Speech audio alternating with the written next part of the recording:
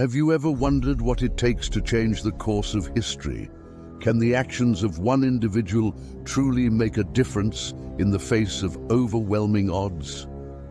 In the ancient city of Susa, within the vast Persian Empire, there's a story that shows the answer is yes. This is the story of Mordecai, a Jewish man whose quiet dignity and strong faith led to a series of remarkable events. What kind of wisdom did Mordecai possess to guide not just his own fate, but the destiny of an entire people?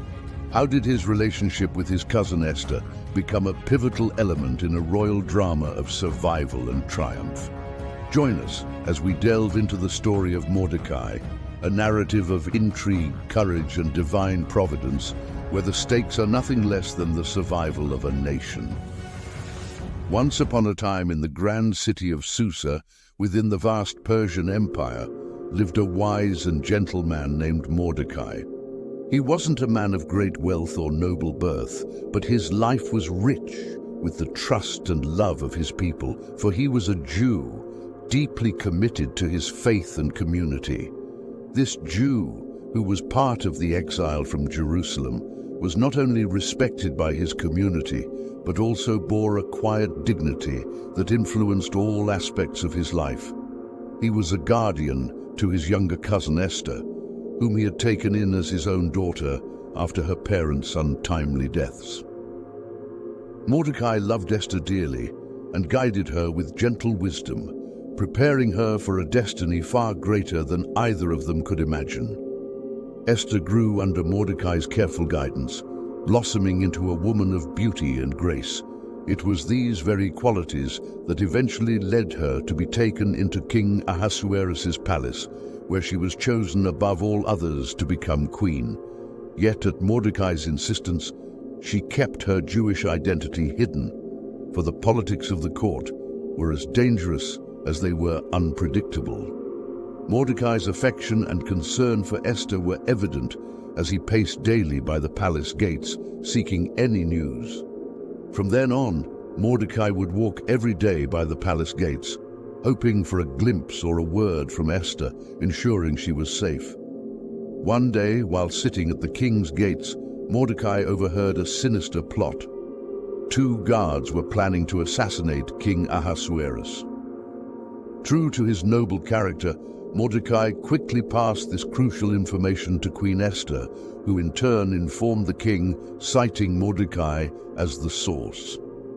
The plot was confirmed, and the officers were hanged, but Mordecai's act of loyalty was simply recorded in the book of the Chronicles of the king, without any immediate reward. Around this time, a new prime minister rose to power, a man named Haman, who was as arrogant as he was ambitious. Haman demanded that everyone at the king's gate bow to him, but Mordecai refused to bow to anyone but God. This infuriated Haman, who felt deeply slighted by Mordecai's refusal. Rather than seek revenge on Mordecai alone, Haman plotted to destroy all Mordecai's people, the Jews throughout the empire. When Mordecai learned of Haman's decree to annihilate the Jews, he was clothed in sackcloth and ashes, a traditional expression of profound grief and supplication to God. He walked through the city, crying with a loud and bitter cry, yet he could go no further than the king's gate, for no one clothed in sackcloth was allowed inside. His actions and the news he sent to Esther through a messenger stirred the queen to her core.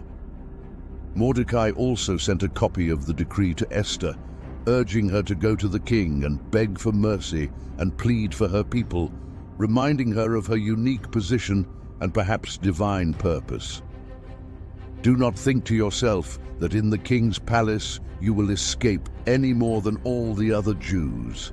For if you keep silent at this time, relief and deliverance will rise for the Jews from another place, but you and your father's house will perish. And who knows whether you have not come to the kingdom for such a time as this? Esther 4:13-14. Inspired by Mordecai's words, Esther bravely decided to approach the king, despite the law that anyone who approached the king unsummoned could be put to death. she requested that the king and Haman attend a banquet she had prepared, which the king gladly accepted. At the banquet, Esther revealed her Jewish heritage and Haman's plot against her people. Overcome with rage, the king ordered Haman to be hanged on the gallows that he had prepared for Mordecai. Afterwards, the king honored Mordecai, giving him Haman's estate and appointing him to a high position within the empire. Mordecai was given the king's signet ring, symbolizing his authority to act on behalf of the Jews. With Esther's help, he crafted a new decree that allowed the Jews to defend themselves against their enemies, ensuring their survival and prosperity. Mordecai's legacy lived on as he became a symbol of wisdom, integrity, and divine purpose. His story is celebrated every year during Purim, when Jews around the world remember the courage and faith that saved their ancestors, thanks to the humble yet powerful actions of Mordecai. And so Mordecai, a simple Jew from Susa, became a hero whose wisdom and love shaped the fate of his people forever.